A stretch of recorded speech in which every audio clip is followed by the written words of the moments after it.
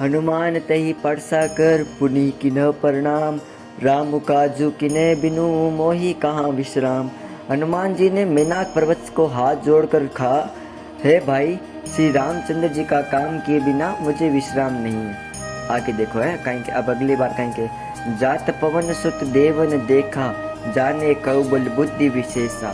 सुरसा नाम अहीन के माता, पठी आए कही ते ही बाता। आज सुरन मोहि दीन आहारा, सुनत बचन कह पवन कुमारा।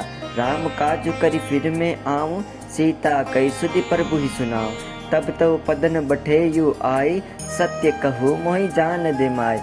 कवनेउ जतन जही नहीं जाना, गृह सिना मोय केव हनुमान। जो जन बई तही बदनु पसारा, कपित नुकीन दुर्गुण विस्तारा। 16 जोजन मुख तही ठहियो, तुरंत पवन सुत 32 भइयो। जस तस सुरसा बदनु बढ़ावा, तासु दून कपि रूप दिखावा। 7 जोजन तही आनंद कीना, अति लघु रूप पवन सुत लीना। बदन पठई पुनि बाहरे आवा, मागा विदाताई सीरू नावा। मोहि सुर्ण जही लागी पठावा, बुद्धि बल मरमु तोर में पावा। अब हिंदी अर्थ समझो है बच्चा।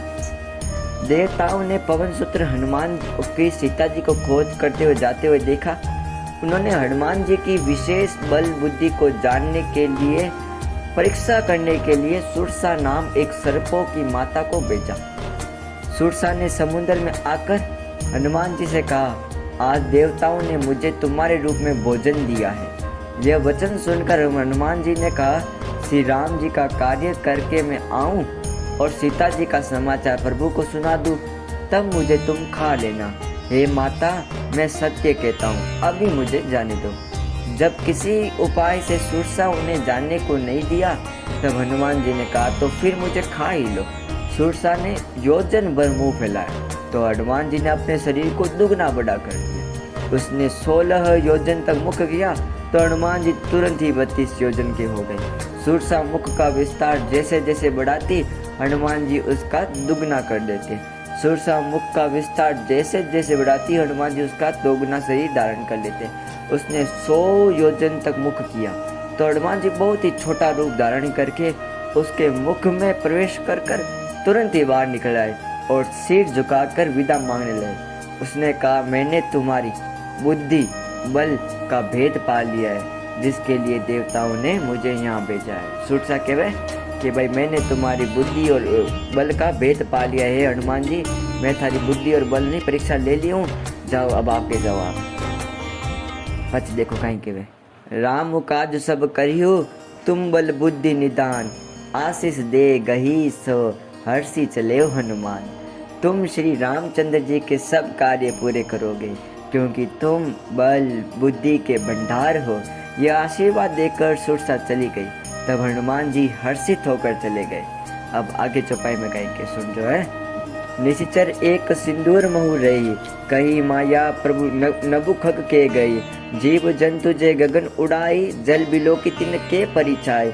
गई 6 सकनो उड़ाई, एही विधि सदा गगन चरखाय। सोई चल हनुमान कह कीना, तासु कपटु कपि तुरत ही चीना। ताहि मारी माँ रुतसुत बीरा, बारिधि पार कयो मति दी। जहाँ तहाँ जाई देखी मन शोभा, गुंजत चंचरिक मधु डोबा। नाना तरु फल फूल सुहावे, खरग मग बंद देखी मन भावे। शैल विशाल देखी एक आगे, तापर धाय चढ़े वे त्यागे। उमा न कछु कपि के अधिकाई, प्रभु प्रताप जो काले खाए। गिरी पे चढ़ी लंका तही देखी, कहीं न जाय अति दुर्ग विशेष। अति उत्तम जल निधि चौपासा, कनक कोट कर परम प्रकाशा। अभी मतलब कहीं है वो समझो वैसा हो। समुद्र में एक राक्षसी रहती थी। वो माया जाल के द्वारा आकाश में उड़ते हुए पक्षियों को पकड़ लेती थी। आकाश में जो जीव जंतु उड़ा करते थे, वह जल में उनकी परछाई को देखकर परछाई को पकड़ लेती थी। इस प्रकार वह सदा आकाश में उड़ने वाले जीवों को खाया करती रहती थी। उसने वही छल हनुमान जी के साथ भी करना चाहा, परंतु वे तुरंत ही उसका कपट पहचान लिया। धीर बुद्धि वाले हनुमान जी ने उसको मारकर समुद्र के पार कर गए। वहां जाकर उन्होंने वन की शोभा देखी। मधु के लोभ से भरे गुंजार कर रहे थे। अनेक प्रकार के वृक्ष फल फूल शोभा यहाँ लग रहे थे। पक्षी और पशुओं को समूह को देखकर वे मन में बहुत ही प्रसन्न हुए। सामने एक विशाल पर्वत देखकर हनुमान जी निर्भय होकर उस पर दौड़ जा चढ़े। शिव जी पार्वती से कहते, हे उमा, इसमें वानर हनुमान की कुछ बड़ाई नहीं है। यह प्रभु का प्रताप है जो काल को भी खा जाता है। पर्वत पर चढ़कर हनुमान जी ने लंका देखी। बहुत ही बड़ा किला, कुछ कहा नहीं जाता। यह अत्यंत ऊंचा है, इसके चारों ओर समुद्र है। सोने के परकोटे का परम प्रकाश चारों ओर फैल रहा है। बताओ, इतनी अच्छी लंका बताइए। देखो, चारों मेर, वन की शोभा, आड़े पाड़े मर्ग, अच्छा जीव जंतु, और इतो बड़ो दुर्ग कटी नहीं देखी हो। ये दुर्ग रा परकोटा सोनेरा चमके रिया है, और आड़े पाड़े समुद्र। अब आगे कहीं हो देखो है। कनक कोट भी चित्र मणिकृत, सुंदर यातन गना, चर हट सुबट बिथी, चारु पूर्व बहु विद्धि बना। गजबाजी खचरनी कर पदचर, रत बरुथनी को गने, बहु रूप निशिचर जुत अति बल, सेन बर रत्न नहीं बने। बन बाग उपवन बाटिका, सरकुप बापी सोही, नर नार सुर गंधर्व कन्या, रूप मुनि मन मोही।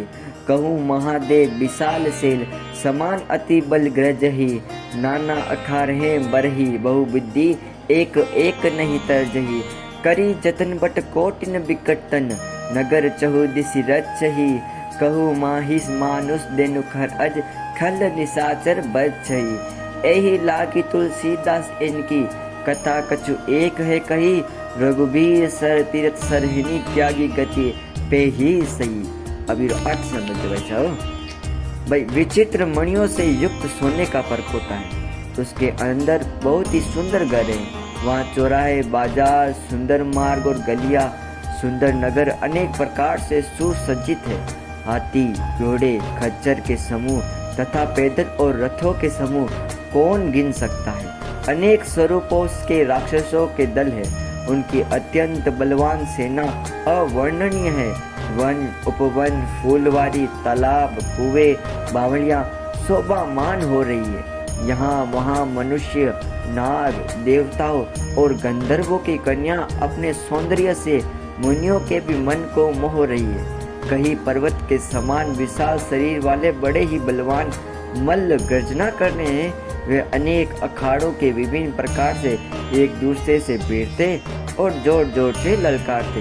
विकट शरीर वाले करोड़ों योद्धा बड़ी सावधानी के साथ नगर के चारों दिशाओं से रखवाली कर रहे थे। कहीं दुष्ट राक्षस भैंसों, मनुष्यों, गायों, गधों, बकरों का भक्षण कर रहे थे। तुलसीदास इनकी कथा इसलिए कुछ थोड़ी सी प्रस्तुत की है कि ये निश्चित रूप से ही श्री रामचंद्र जी के बाण रूपी तीर्थ के शरीरों को त्याग कर परम गति प्राप्त करेंगे। सुनिए, देखो कितनी अच्छी लंका रो काड़ो बखान करे तुलसीदास जी। चारों ओर हाथी, घोड़ा, खच्चर, पैदल यात्री, इतना बलवान सैनिक, इतनी बलवान सेना चारों ओर रक्षा कर रही है। जठे देवतारी, मनुष्यरी, राक्षसारी, गंधर्वारी सुंदर कन्या, जिकी मुनिया रे मन ने मोह लेवे वेड़ी कन्या। एक तो बतावे। अच्छा, आगे कहीं के वे दोहो। खुर रखवाले देखी बहु, कपि मन कीन विचार, अति लघु रूप धरो निसी, नगर करो पैसार। चारों दिशाओं में नगर की रखवाली करने वालों को देखकर हनुमान जी के मन में विचार किया कि मुझे अब अत्यंत लघु रूप धारण करना चाहिए और रात के समय नगर में प्रवेश करना चाहिए। मतलब लघु रूप मतलब क्या है, छोटो रूप के। हनुमान जी कहवे कि भाई मने नहीं मैं को छोटा रूप में आना पड़े और मैंने रात रे मायने ई नगर रे मायने प्रवेश करना पड़े। अगलो चौपायो कहीं कहवे। मसक समान रूप कपि धरी, लंकई चले सुमिरी नर हरि। नाम लंकनी एक निसीचर, सो कही चलसी मोहि नींदनी। जाने नीमर मूसट मोरा, मोर आहार जहाँ लागी चोरा। मुट्ठी का एक महाकपि हन्य, रुधिर बरमत धरणी डनमन्य। पुनि संबारी उठी सोलंका, जोर्य पाने कर बिने सशंका। जब रावण ब्रह्मा बर दीना, चलत विरंचिका मोही चीना। विकल होसी ते कपि के मारे, तब जाने सो निशिचर श्रृंगारे। तात मोर अति पुण्य बहुता, देखे नयन राम कर देता। हनुमान जी ने मच्छर के समान लघु रूप धारण किया और मानव के रूप में लीला करने वाले भगवान श्री रामचंद्र जी का स्मरण किया। भगवान ने याद किया और वे तीव्र वेग से लंका की ओर उड़ चले। लंका के द्वार पर एक लंकिनी नामक एक राक्षसी पहरेदार सी थी। वह तीव्र स्वर से बोली, मुझसे बिना पूछे कहाँ चले हो भाई? हे मूर्ख, तू मेरा भेद नहीं जानते। यहाँ जितने चोर आते हैं वे सभी मेरे आहार बन जाते हैं। इस पर हनुमान जी ने उसे एक घूंसा मारा तो वह खून की उल्टी करती हुई पृथ्वी पर धराशायी हो गई। उसके बाद लंकिनी स्वयं को संभाल कर उठी और बेबस होकर हाथ जोड़ते हुए विनती करते हुए कहने लगी, रावण को जब ब्रह्मा जी ने वरदान दिया था तब चलते समय उन्होंने मुझसे कहा कि राक्षसों के विनाश की यह पहचान बताई थी कि जब तुम, मतलब ब्रह्मा जी भी राक्षसनी ने कहे कि जब तुम एक वानर के प्रहार से व्याकुल हो जाओ, मतलब बेहोश हो जाओ, तो समझ लेना कि शीघ्र ही राक्षसों का संहार होने वाला है। हे तात, बड़े पुण्य है कि मैं श्री रामचंद्र जी के दूत अर्थात आपको अपनी आंखों से साक्षात देख रही हूँ। बताओ, वह लंकिनी कहे कि जब ब्रह्मा जी रावण ने वर देन गया था नहीं, जब मैंने पाछा जाता कहन गया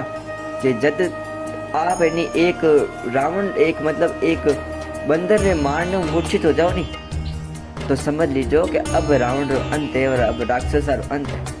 और हे पचवा के हे मारा भाग्य जिका मैं श्री रामचंद्र जी रा दूत ने अर्थात हनुमान जी ने साक्षात देखियो। अब आगे कहीं कहवे दोवा में तुलसीदास जी, तात सुरग अपवर्ग सुख धरी तुला एक अंग, तो न ताही सकल मिली जो सुख लव सत्संग। अभी अर्थ सुन जो है, हे तात, यदि स्वर्ग एवं मोक्ष के सब सुखों को तराजू के एक पलड़े में रख दिया जाए तो भी वे सब मिलकर दूसरे पलड़े में रखे हुए उस सुख के बराबर कदापि नहीं हो सकते जो क्षण मात्र के सत्संग से प्राप्त होता है।